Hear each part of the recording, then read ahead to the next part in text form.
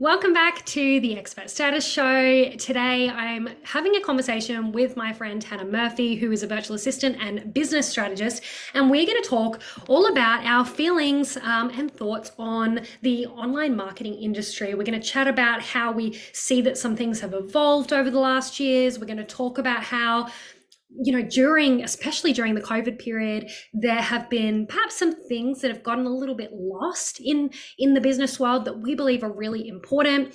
We're going to talk about some business foundations that have stood the test of time, and we're also going to dive into what it looks like to design a business that fits your life, your goal, and your current circumstance. Welcome to the show, Hannah. I'm so glad to have this conversation with you.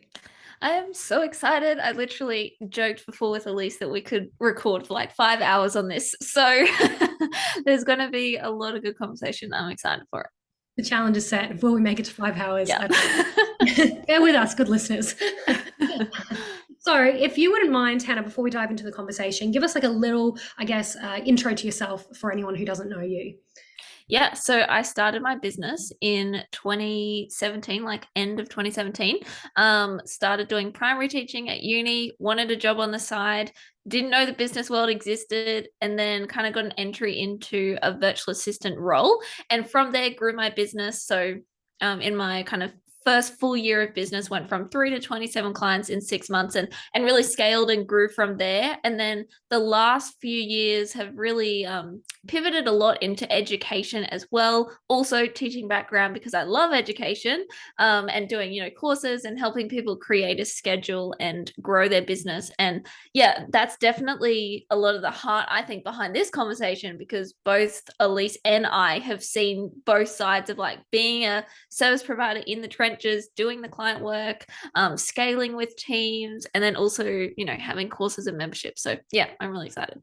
Yeah, that's a really good way to set up this conversation, that we've both definitely been in the weeds, I guess, so to speak, with the client work and delivering that, and then also in the education side of things as well. And we both currently offer those sorts of offerings. We both like actively doing both of those things in our business.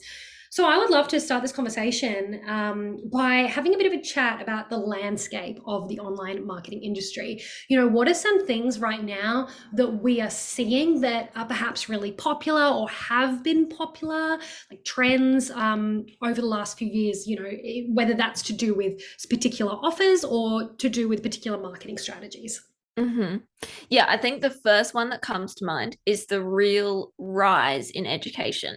So it's a great thing. Like, I'm all for education. And as we said before, both Elise and I offer educational offers. But I think through that, there's then been a lot around thinking that in order to scale, you need to go into education, or thinking that in order for your business to be successful, you need to invest in these educations and follow these step-by-step methods, and that's how you get results. And so, yeah, definitely the rise in education is kind of the first one to come to mind. There are so many others though, like, big pushes around certain types of marketing strategies, and just like always, there's always a push in the industry to look at how you can scale and how you can, save time and make more money. Like, and obviously that is part of my marketing because it's what I teach, but it's definitely, that landscape between really thinking that in order to see success, you have to follow a step-by-step method or something of the kind. I don't know. What do you think? What have been some for you? Yeah, I agree with everything you said. I think some of the things that come to mind on the services side of things over the last few years, I mean, especially as I guess someone who's a copywriter and is in that sort of space, I think VIP days are a big one. Not everyone's doing it, but it is really popular. It's that sort of, you can charge perhaps more money and do this in less time. And, I know that are some messages out there by people who perhaps teach this stuff or have had great success with this, that, this is the way for you to make $10,000 a month super easy. Make $20,000 a month, just book like a few of these each month. Yeah. And there's nothing wrong with them, but it's not always a good fit for everyone. So that's one thing that I've seen, I guess, on the services side. Gosh, there's a whole world of things out there. I think digital products on the education side, whether it's like a small digital product, there was the whole, low ticket offer thing, which I haven't heard a lot about lately. And I'm not neither of us, I guess, are Facebook ads experts really. I've tried. But, there's the whole low ticket offer thing, which I think has fizzled out a little bit Yeah. lately. And that I think has been maybe because of Facebook ads not working the way that they used to. So there was a Yeah. huge push on that over the last few years. Don't see in the last few months.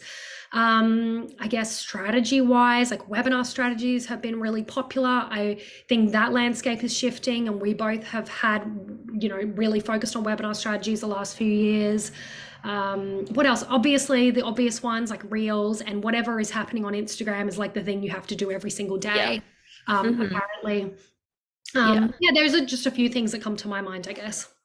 Yeah. And I think, as you said, that like something that I've noticed, and I know we've spoken about before, is there is the big push towards creating offers that are easier to fulfill in terms of like, it's either, like you said, a VIP day because that's easy, or a course, or, like a shorter version or something like that. And I think that's great in terms of thinking creatively how you can, make more money in less time.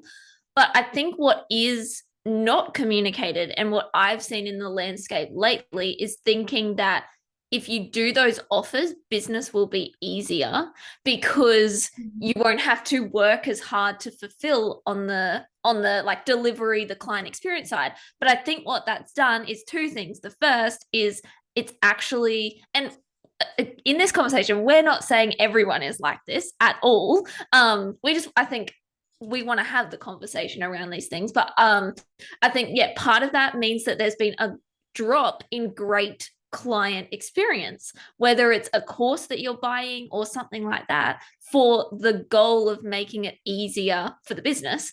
And the second thing that I don't think is spoken about enough is that those kind of offers, in my opinion, are actually more draining to market. That's purely speaking from personal experience, but VIP days, courses, all of those kind of things, you have to consistently market. And so more time is spent in marketing rather than client fulfillment. And it's just like this misconception that it's going to be easier, or you'll be able to make more money, but sometimes that isn't always the case. Have you found that too? Yeah, totally. I think especially in the like course or membership world, you're selling something at perhaps a lower price than your services. Often, not always, Yeah. but generally, well, I guess it would be if you have a service, like at a lower price. And the thing is volume. So you're constantly chasing that volume, and Yeah. it's not a bad thing, but it is, I guess, I don't know if it's like this lie or misconception, but definitely when I thought about getting into education, it just seemed like, oh, it's so easy. Yeah. I don't know if that has been, I'm sure that's been a marketing message, it's Yeah. easy. Like this is easier than fulfilling on services, escape services and have this easy thing where you can just like relax and watch Yeah. the Stripe notifications come in, when in reality you need to build momentum and to Mm. keep it up, you need to be doing stuff like every week, in my opinion. Yeah. And there are things that you can do. Sure, there are things that are like scalable and can help, but it's never fully automated. Yeah. And I think that's a bit of a misconception around that. Doesn't mean it's bad. I think it's just understanding the reality of that. Mm. I think for me, I thought maybe because when I started doing copywriting, I was doing maybe some more like a la carte style packages, but even like copywriting projects are huge. Like they are really big and that can be really draining. So the idea of creating a course that's like step by step and it's, Yeah. whatever seemed super appealing to me, but the truth Mm. is that the marketing's not so simple. Even if like the Mm. offer is more simple, the Yeah. marketing is where you're spending the time, Yeah. there's still time. It might just be in a different area. Does that make sense? Yeah. It makes total sense. And that's part of the, if business was easy, everyone would be doing it. Like it's never going to be this like easy ride. But I think what I've learned from those things is that there are easy aspects to each. Like there's always going to be pros and cons to every decision you make in business. And it's actually more weighing up like what makes sense for me, rather than what worked for someone else. Like you can 100% learn from them and get inspired by them. But at the same time, there's like been this kind of, I don't know how you'd explain it, but almost like a filtering out of actually using our business brain, like, and using our own skill set and our own gut instincts and that kind of thing. And that's missed, which is sad. And it brings a lot of pressure around having to do things certain ways, whether it's like, I have to do this one offer and scale it to 1 million, or reels are the in thing and they work and people are getting new clients every single day from it. So I need to be on reels and I need to nail them in order to see my business success. It's almost like, if I do this, then I'll succeed. And it's hard when, like, a lot of those things I personally very vulnerably will share have tried and they actually haven't worked for me. And so then there's this like pressure of like, oh crap, I'm not smart enough, or I can't do that, or why didn't it work for me? Like, I need to shift this around to make it work for me. And then it's like you're trying to constantly, come against this brick wall, trying to make a strategy work that, I don't know, wasn't meant to work. It wasn't meant to work, or like it just doesn't suit your personality. So when you do Totally. it's like feels hard. Yeah. Yeah. It feels like it doesn't work when there might be something else that is actually a good fit and that you're excited to do and that you can do really well. And that your brain sort of can wrap around a little bit more. I love what you were saying before. I'm trying to remember what it was now. But you said something really, really good before, really good point. What was it? No, It'll come back to you. I'm like, this thing, I said a lot. Oh gosh, you did say a lot, but yes, we'll come back to that thought if it comes back to me. But yeah, I think on that whole like scaling one offer to $1 million, what do you think about that? I'm curious to hear your thoughts. I feel like I feel that a lot of the conversation is that has to be through education, but also does it have to be one offer? I don't know. Totally. Yeah, I do think that I think there's more leniency in the services side to that like idea than there is in the education side. Like, I do think that that's definitely more pushed in the education side rather than the services side. But I do think people are like, find your niche in services, offer a package, but it's just more common to have like a few alternative packages based on the client. So, but my thoughts on it are, okay, it's twofold. Again, there's pros and cons. I think the idea behind it is great because it's very easy to get distracted. And like, the saying, like, don't put all your eggs in one basket. Like, yes, but you don't want to be carrying around 10 different baskets. So I think there's a lot of truth to like, you don't want to have a million different projects going on, because then you cannot put all your energy into something, and you can't, like, it's very hard to focus and actually put resources into that certain thing to see it scale. On the flip side though, what I have found is that it can also like stale creativity and put you in a box. So it's like you've got to constantly grind and feel like you're going against a brick wall just to make this thing scale to 1 million, when really maybe it's actually a time to pivot.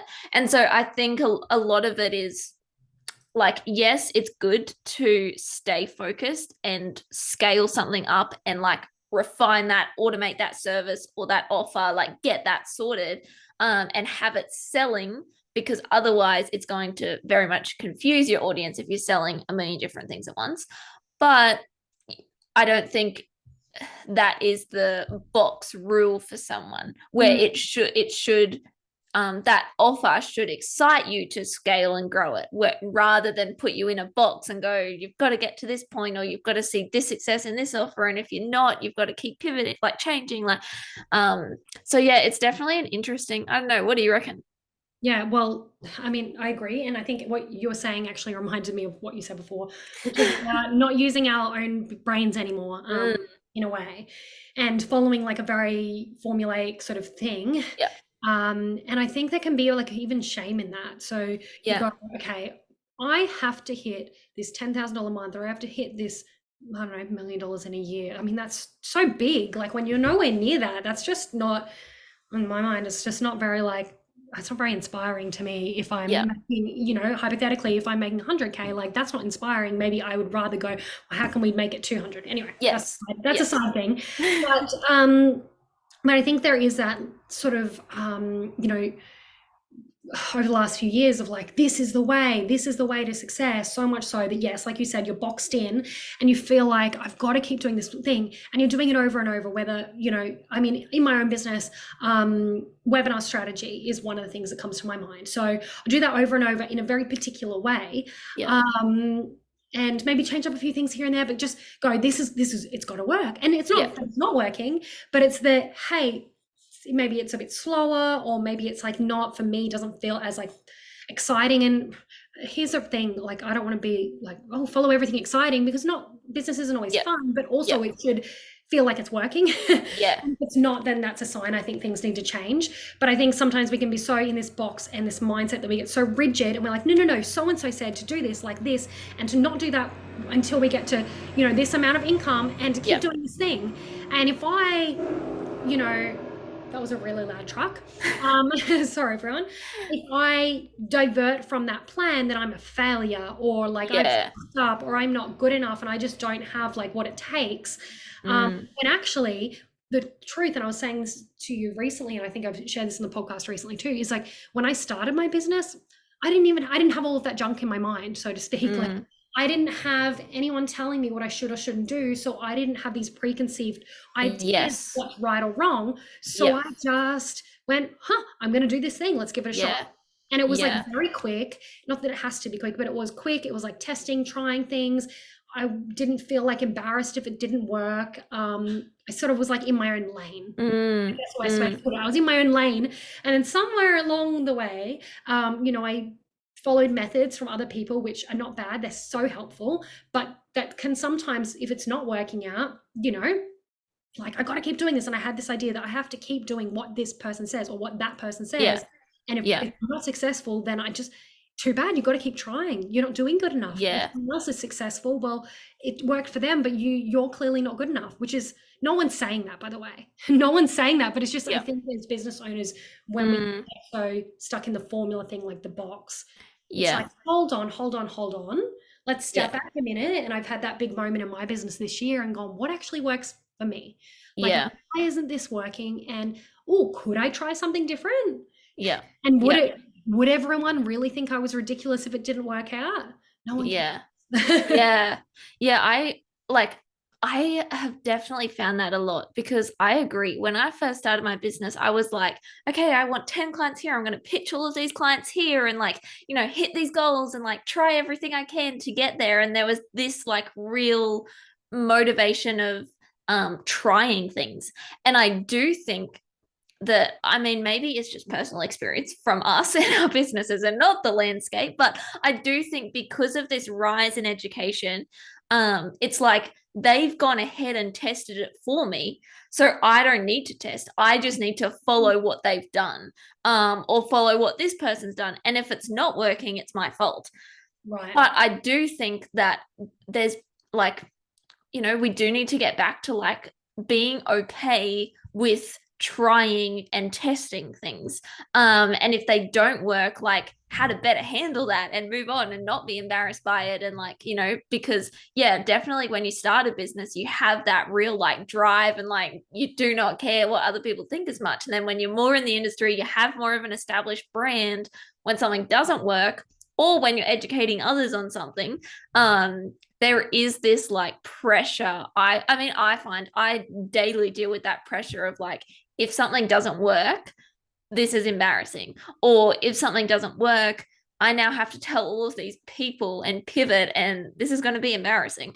So I kind of definitely have found myself avoiding it by buying a course from someone who's gone ahead of me and knows how to do it. So if I use that strategy, it'll work.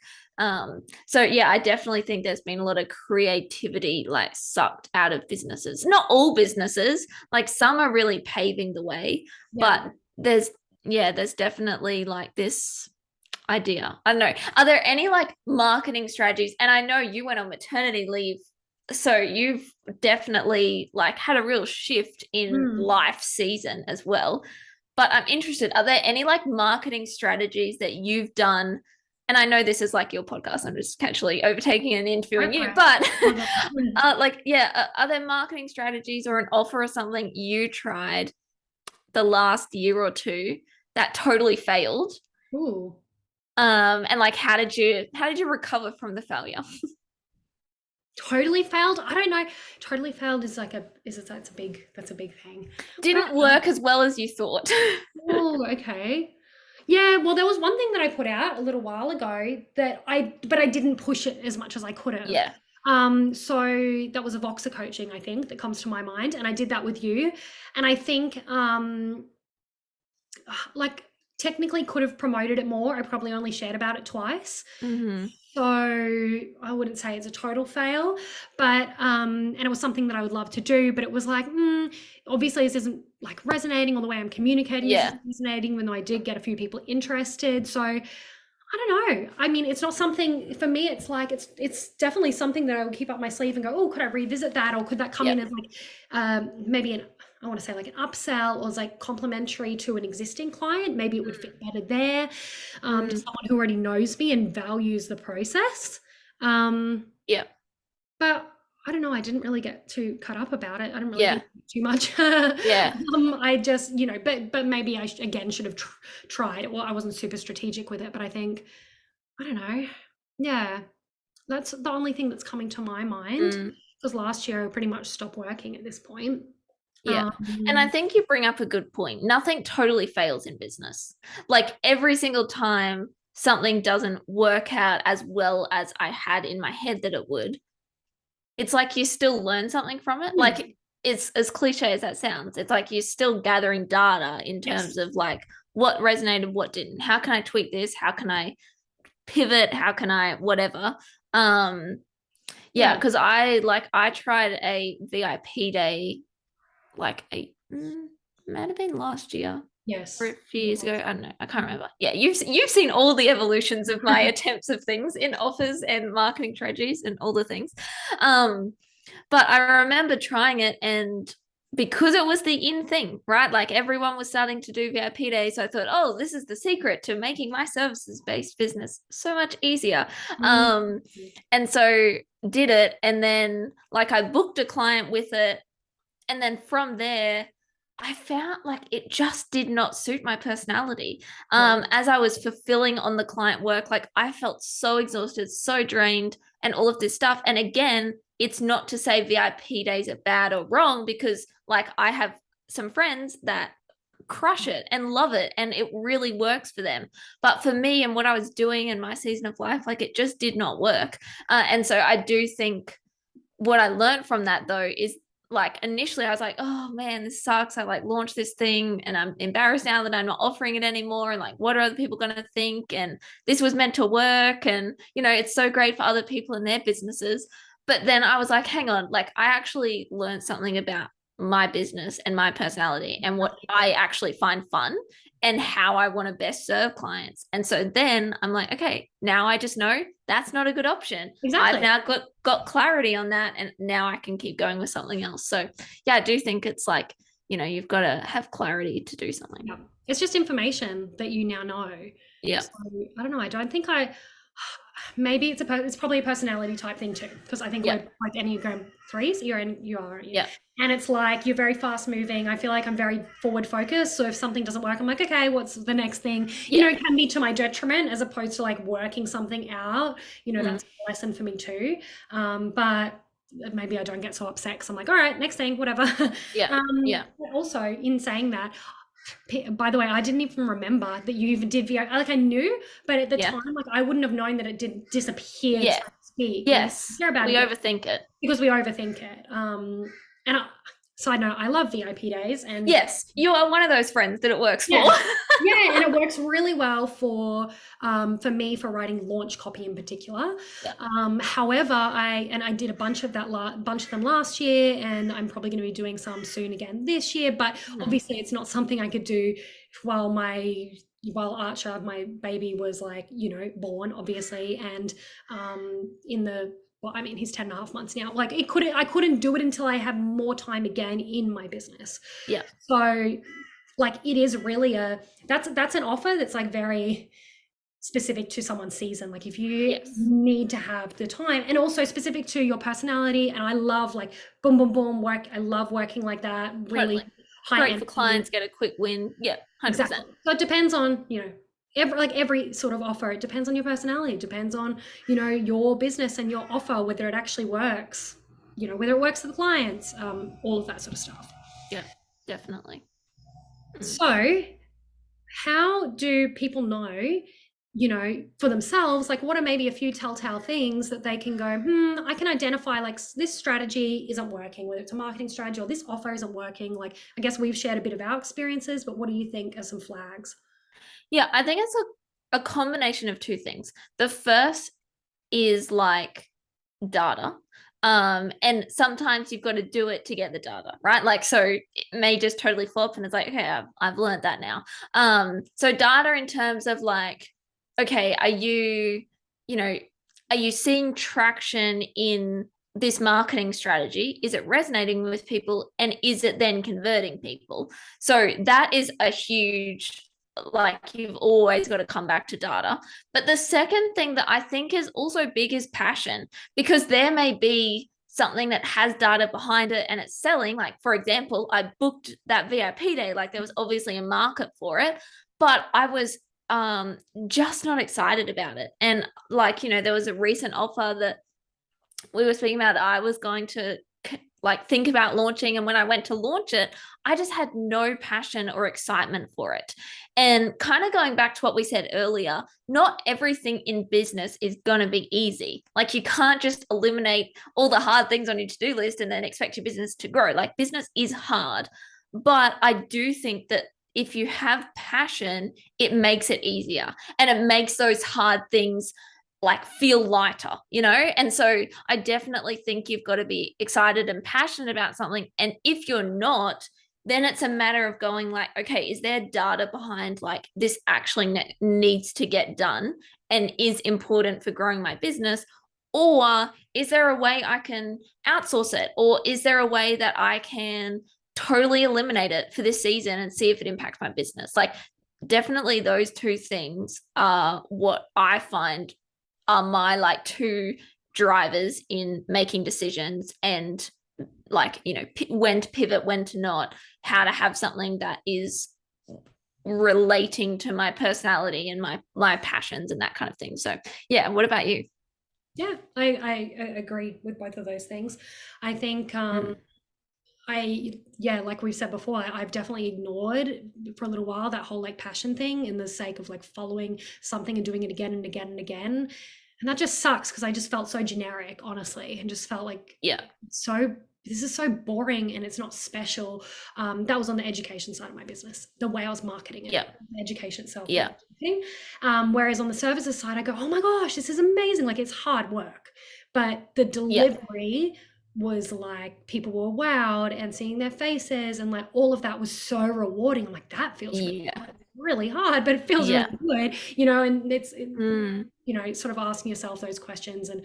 And I still like education and enjoy it, but I've been asking myself this year, like, what can go? And there's some strategies that I've used that honestly, if I think about doing it, it just makes me feel like a pit in my stomach. Like, I could do it, but it's just like, oh, it just feels and and I know that there are other ways that I could do things instead. So telltale sign. But yeah, looking at the data is important. I think, again, because I'm such a fast mover, sometimes I perhaps may not pause enough to look at that and to evaluate, just like keep going. Or, not used to, but I feel like something I have learned, and there's beauty in sticking to something, but it's that tension of like sticking to something, reviewing the data, and then going, actually, I've done that and I've done that, it doesn't feel right, and now I need to change. Sometimes you move, sometimes you move slower, I think. Because I think I used to be one, like, really the other way. Like, I didn't look at the data. I was like, whoa, new thing, yeah. And then I never really got anywhere. And then I went the complete other side of the pendulum, and it was like, okay, we've got to do this one thing over and over and over and over. And I internally, my soul died. So now I'm like coming back and going, okay, we can actually weigh up both of these things. Yeah.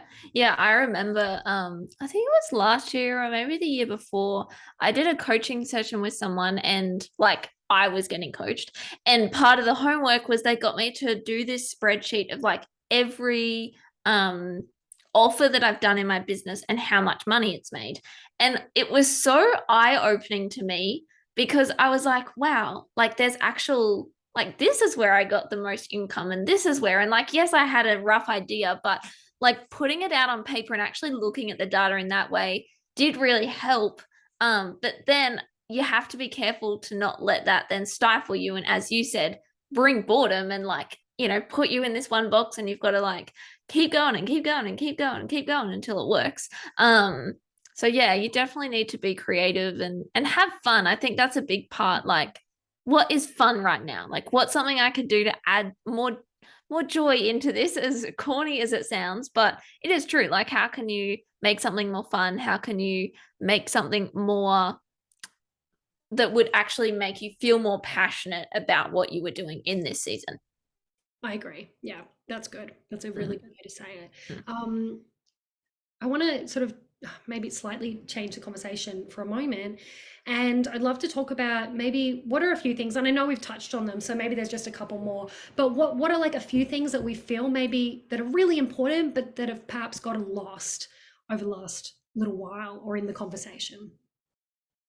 Yeah. So I think relationship in business is the at the end of the day is the heart of business and what makes sense for business, right? So the two types of relationships in terms of like marketing, like pitching to this day has still been my greatest growth strategy to this day. Like it is the way I've gotten majority of my clients in terms of direct pitching, and then through relationships have gotten even more of those clients from referrals. So definitely think relationship marketing is huge and is also a fast strategy rather than a slow burn, you know, grow your Instagram following forever and then like, like it's more of a faster strategy in what I've seen.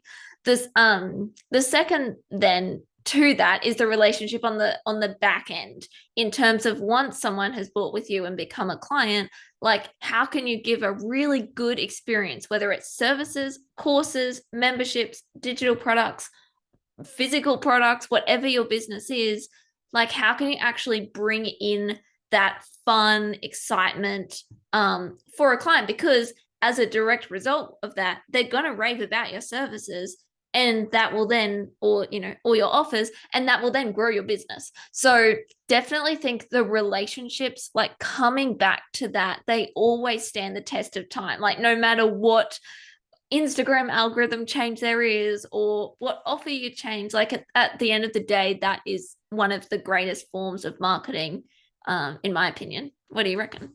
Yeah, I agree. I think for me, a lot of the people who I have worked with, like one-on-one clients, have nearly all, not all, but nearly all, have come from people who I have actually had a relationship with before. I Yeah. actually didn't pitch them, and that wasn't something that I've done a lot in my business until recently, but have come from people who I just was building relationships with and connecting Yeah. with, like really naturally.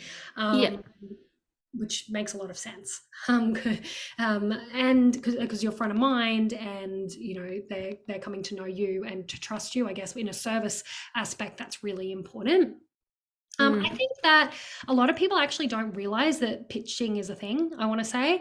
I talked to some people about this recently, and I've known it's a thing, but I don't think I had such an awareness of it around services, which is just like I mean, I used to work in PR. Like I understand pitching, but it's just didn't come to the Yeah. front of my mind in this area of my business, which seems a little bit like obvious now. It's Mm, not even that hard at all. yeah. But can you just speak to that a little bit? Because I think it's just, I was telling someone about this yesterday. I'm like, if you need to get more clients, you can do all the Instagram things and all that. That'll take forever. Like you need to pitch people, or creating those sort of networks and referral networks. Mm. Yeah, so pitching, that was actually the first ever marketing strategy I used in my business. Someone tell you to, Um, like, or did you and just, so, sorry. Did someone tell you, like, did you learn that from someone or did you just naturally do that? I actually just naturally did it because I think I had always had a part of me like in school or something like that where I would just direct, like if I wanted something or had an idea for something, I would just pitch it like Yeah. and craft it. Like I remember as a little kid, I think I was like maybe 10 or something at the time, at our church, I really wanted like our children's church to come in and like do a performance for like the rest of the church because it hadn't been done before. And I was like, come on, we need to do this. So I remember writing a letter to the pastors going like, we need to do this idea and this idea and this idea. So I think that it's always been part of my just natural personality of how I will go about something. Because I'm always thinking like, what is the most effective way for me to get to this person? And I remember when I launched my website at the very start of my business, I launched it and I was like, woohoo, wait, there's no clients. And Yes. the dream clients that I want to work with are not going to randomly come across me Hmm. or my website without me putting in some effort and making that connection point. So, yeah, I think that's kind of how, but then obviously then looked into different ways of how to pitch within a business context Yeah. and how to do that well, and look at different templates of versions of things that people have done before, but in terms of like I think there's two types of pitching, like the type of pitch where it's like direct to the client of like I want to work with you, I'm pitching my services for you, and then the other type of pitch that's more like let's have a collaboration of some kind. Like, for example, like getting on a podcast interview or doing an Instagram live or, being a guest expert somewhere like that kind of, and both is great. But yeah, I think the biggest thing with pitching is you've got to personalize it. Yeah. You cannot and that's why I think pitching gets a bad rap and why it's probably not used as much because we're used to the like spammy Instagram DMs or emails that's like someone you've never known and they've just copied and pasted that same email to a million different people. So I think that's why it gets a bad rap. But like in my services side, like a lot of my pitches is like start with that connection point. Like, do you know someone in common, or is there something they recently posted you really liked, or something you saw that they did? Like, bring that connection point so that they can see like you've actually taken time to know them or look for them or understand them. And then yeah, you've got to be really clear. Like your offer needs to be really clear if you're going to pitch your service direct. Like if they're a cold pitch, it's got to be very clear and very like understanding of their time and what you're looking for, like succinct in that way. So yeah, that's definitely part of the strategy, and yeah, definitely something that I've seen really work. Yeah. Yeah, that stands the test of time. And I agree. I guess for me, I've done more of that pitching that's the collaboration stuff. And Yeah. I mean, I think to the early days of my business, I did that a lot, and it actually was more just natural. And I think it was Yeah. more, it was probably more of a thing. It's still a thing now, but it was like, it was very popular. I mean, education, when I started it, was just, I don't want to say it was new, but it was earlier. It was, yeah. And a lot Mm. of people were doing lots of different collaborations and were open to it. Whether it was like Yeah. JV webinars, I used to do a lot of that. And my first course was an Instagram course. I don't know if I told you that. Love So the it. baby webinar stuff, and it really worked so well, or like connection calls. And I mean, the last couple of years I've done more pitching through like having people on my podcast, which can lead to other Yeah. collaborations, so many different things. But like I think we can lose sight of the power of just like connecting with people, and obviously you can have a goal in mind that can be mutually beneficial, and then there is that sort of direct pitching, which is incredible for your services. If you can speak to someone and offer a solution to them that's tailored to them, then I think that's amazing. Yeah. Yeah, Because mm, you never outgrow the mm, need for relationships. Like no, just because your brand becomes bigger and your Instagram following becomes more and your email list grows, like, and I found that recently where like I think probably I would say the last 6 months I followed purely more on like organic, growing my own audience through like ads or organic marketing. Um and I found every time I did that, yes, it grew, and I think it's good to like have that balance. But at the same way, I then lost that like big injection of leads or big injection of relationships because I wasn't focusing there. And it like, I thought, oh, I could outgrow it now that I've reached a certain level. I can do it more, like solely. And I'm like, no, actually, I can't. Like, even the top business owners in our industry collaborate on projects. Like, and it's such a big part of business, I think. Yeah, it really is. It really is. And I think just a little side note, I know a lot of people who, obviously they come to me and they want to learn how to write their website copy, or I write their website copy and that sort of thing. And then they go, oh, but where are the clients? Where are the people? Where are the Yeah. website visitors? They're not just going to appear. And I think I was saying this to someone yesterday who was on like a client call with, and I said, you know what? You don't need tons and tons of people. You just need the right people, and you can get the right Yeah. people through other right people, like networking So or true. pitching or that sort of thing. And it doesn't take away the value of your website at all, because when they land there, whether it's come from a pitch email or from, an Instagram post, it should still like be very, very clear what you do, and be 100%. obviously guiding them. Yeah. So, Yeah. And the pitches that are like, hey, want to collaborate? Like, no, you're not going to get a conversion from that. Like you do have to come forward with like leading into the pitch of like, here's how we can, like, here's an idea I have. Like, yeah. yes, absolutely. I agree. Mhm. So we've spoken a lot about, the industry, things that have or haven't worked for us, some things that we see have stood the test of time. But now I'd love to sort of close out the conversation and talk about how can, how we, I guess, have designed a business, or I feel like it's a bit of a pivot, constant pivot, designing a business that fits our lifestyle and our goals and our circumstances, and what are some things that other people can sort of think of for themselves. Like, and I know we've touched on this and sort of talked through it, but I'd love to just get sort of specific here. For you, Hannah, like what are you doing right now, even like the last few months, that you're going, hey, this is my life right now, like this is what it looks like, this is what feels good to me, this is what I've moved away from. Like, give us a bit of a look at that. Totally. So I like do have a lot of time, and like I actually, like, I don't have a family. That sounds really sad. I have family, but I don't have children. I'm not this sad poor person. I do have children. I don't have children. And I'm not married. So like I don't have those other parts that I need to consider.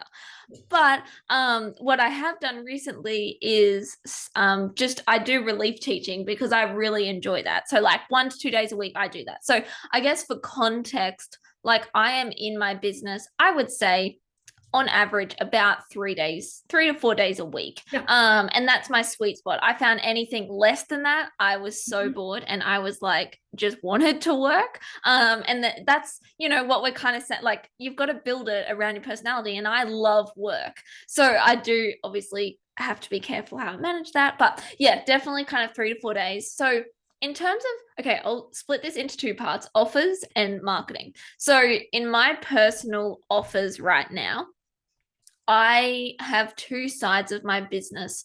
And I always thought it had to be either or, Yeah. but I just love working with clients and I love educating people. And so I now have both of those parts to my business. So the services side to my business, I do monthly retainers.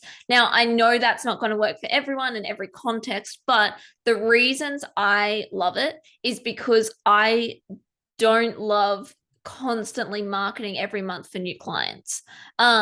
So that obviously having monthly retainers eliminates a lot of that, and you're only really pushing it in the initial stages of starting up a retainer, or every so often when you have a spot open. So that's kind of the big pro for me. But also I really love the like ongoing relationship with a client. So that part allows me to do that with the monthly retainer, because obviously working with them every month. And the other part is I really love being able to grow a team and give opportunities for team to help with client work. And I have just found, for me personally, the stress of being able to pay them each month was eliminated, a lot eliminated through monthly retainers, because I knew roughly how much I was going to get every single month. And so that really just took a lot of the anxiety and stress. And like in 2020,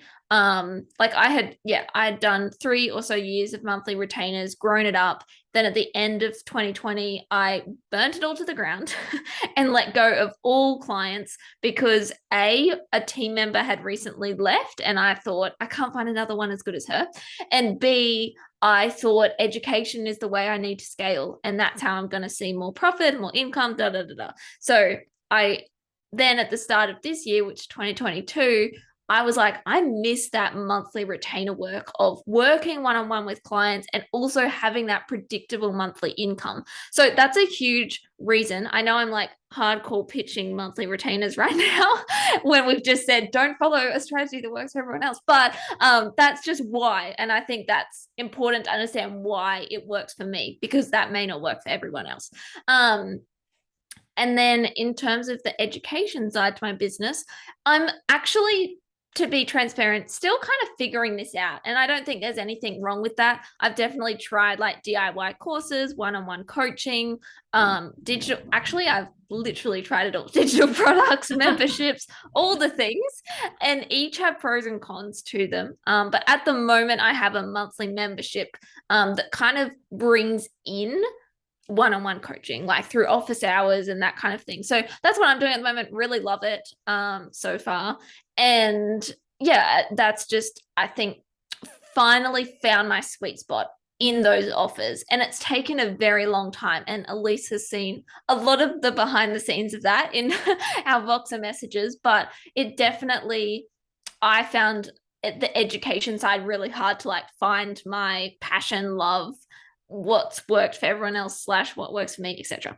Then marketing wise, definitely at this point in my business, as I was saying earlier, I focused really heavily on organic the first half of this year.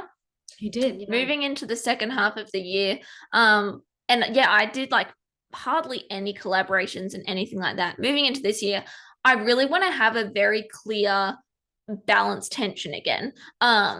Because I think it's good in seasons to like really focus on one particular area, grow that up, streamline that, make that great. And I feel like I've now kind of reached that point with organic. So now moving forward, it's like I am using YouTube because I am really enjoying it, really loving it. And I just think it fits my personality and how I like to educate. The second thing that I'm doing is Instagram, because I do think Instagram still is a strategy that works for me.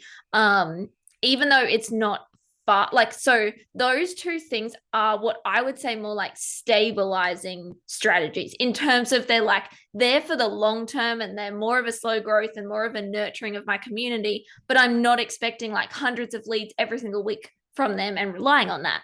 So then I have the other side, which is now more like pitching, collaborating, in different, and, collaborations, not just to grow my business, but to grow theirs as well and actually have a fun collaboration for both businesses. So yeah, that's kind of what I am focusing on at the moment and how it's resonating with my personality and what I'm finding fun right now. So that was a massive answer to your question. And now I'm excited to hear your answer. That was really interesting. Yeah, I think it's just so interesting for people listening to hear the reality, like actually pull back the curtain behind, what you might see front end with the marketing strategy, like what's actually going on and what's the thinking behind that. It's so important because, again, the whole purpose of what we're saying is we're not sharing this to go, hey, copy what I'm doing. It's to share this to go, hey, here's what I'm doing. Here's what didn't work. Here's why I'm doing this, so that maybe this might spark some ideas for you where you might go, oh, I like doing this, or I don't like doing that, or this is why. Like, figure out that sort of why behind what you're doing. Yeah. For me, I'll dive into my sort of side of things as well, I guess. And I've talked about this a little bit on, I think, my podcast episode last week. But in terms of offers, like, I think I've talked a lot in the last couple of weeks about how I've changed things over the last year. So maybe I'll just talk about what it is now, I guess. So at the moment, I'm coming into offering services again after having, like, I guess, maternity leave, but not just that, because I've been really working the whole time because I love work, but working in less time.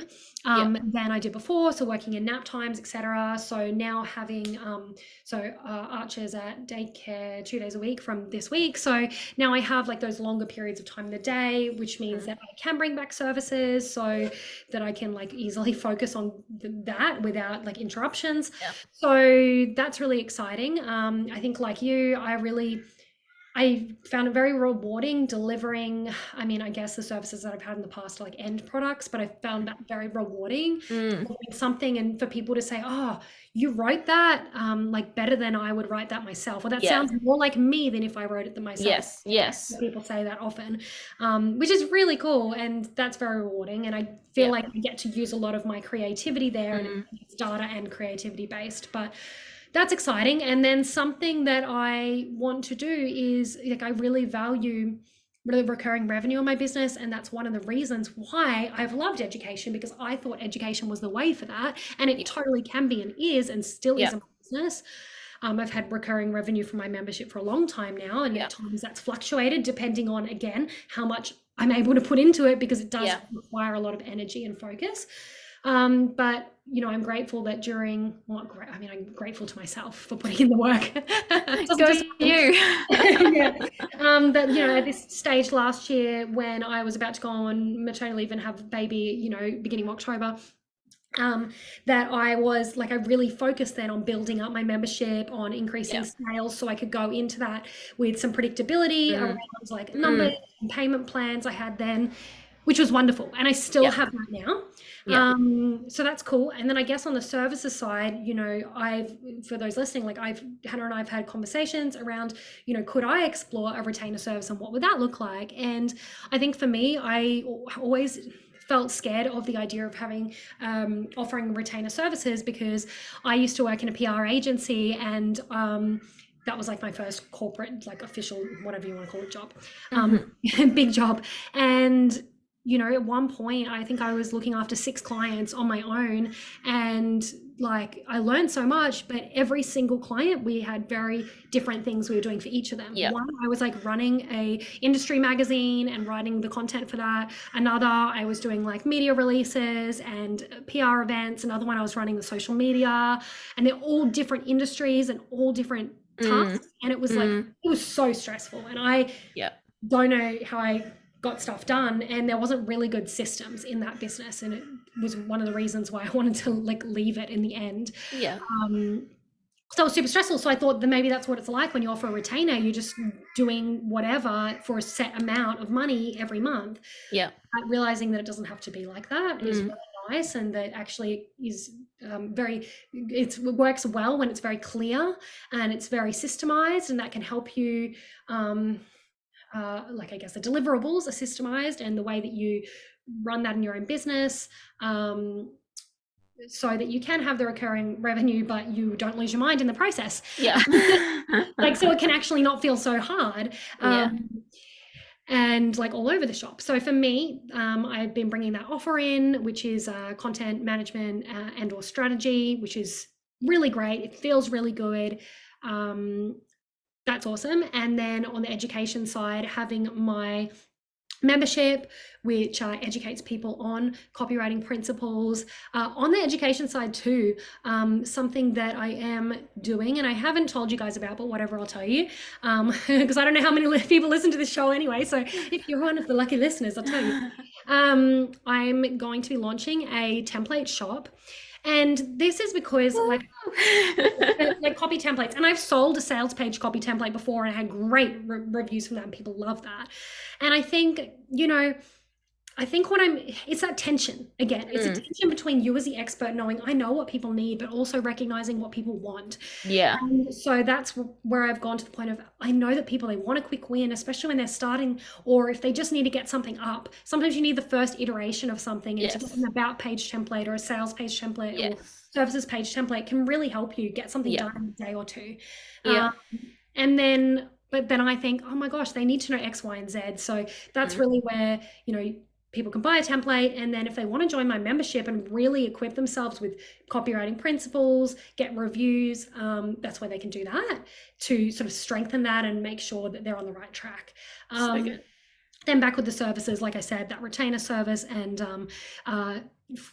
I want to say occasionally, but my typical brand messaging and website copy and launch copy services for clients who are really good fit. Because again, those services, they're not a la carte at all because I have systems and processes, but they are really big.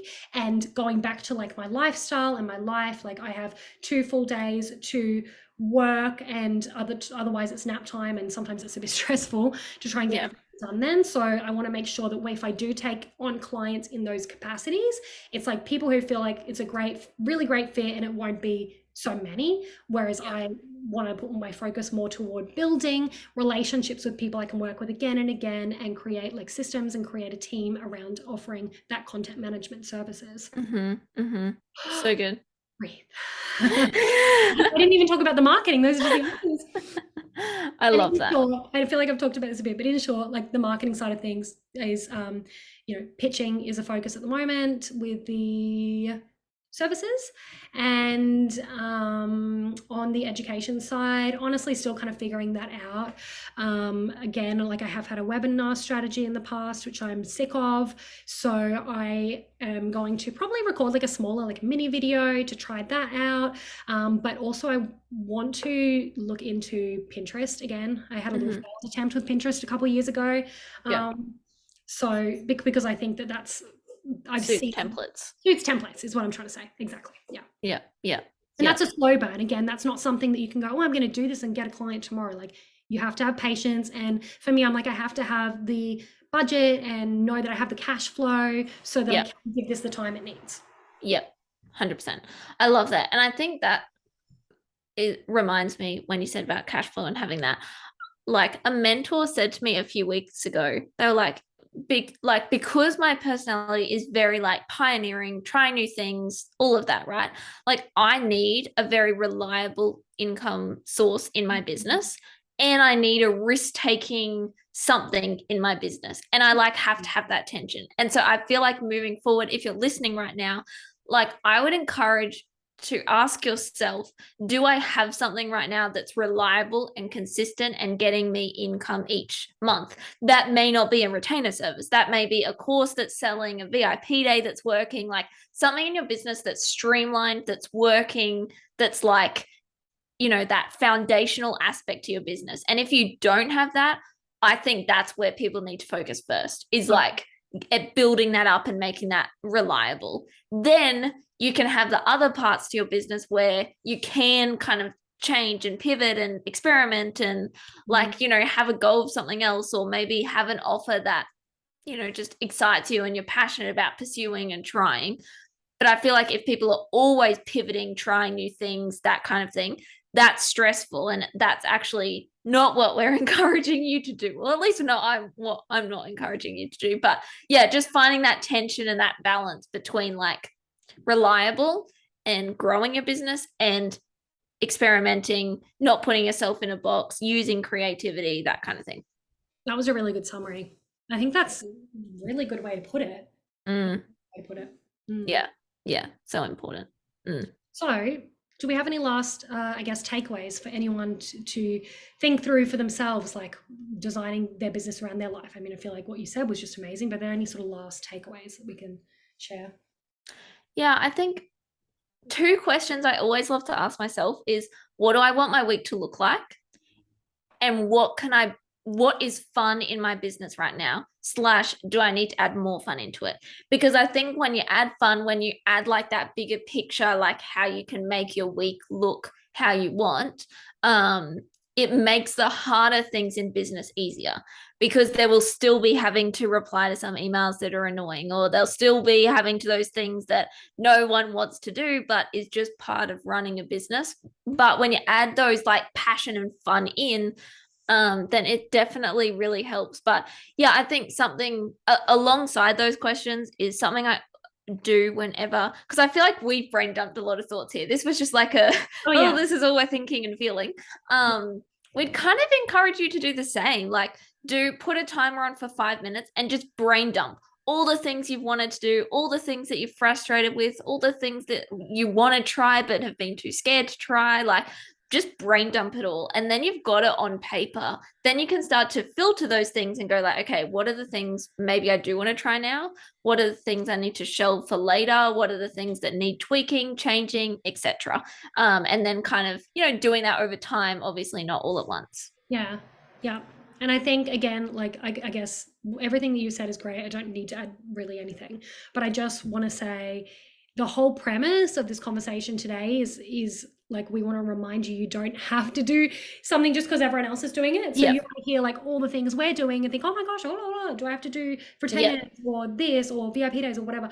But yeah, the whole purpose of this conversation is to share, I guess, a look in at our thought processes and questions we've been asking ourselves about our businesses and what needs to change and what's right, what's working based on data, based on, what we feel passionate about and excited about. So I would just encourage you to, like, if you're listening, you're like, oh, I need to do all the things, like, don't stress, like, release that, and just go, hey, this is just an opportunity for you to, when you want to, sit down and maybe, like Hannah said, put on that timer, brain dump some thoughts, just really have a check-in with yourself about how you're feeling about different things, review your data, have a look at things, and really analyze and think about, hey, what do I want my business to look like? What do I want my week to look like? What do I enjoy selling? Who do I love working with? And sorts of things. Exactly. You nailed it. I said this in last week's episode, but I'm like, after all, it is your business, Exactly. It's so true. Yeah. And we don't want to forget that. Awesome. Well, thank you so much for having this fun conversation with me. This is having me. Yay, this is great.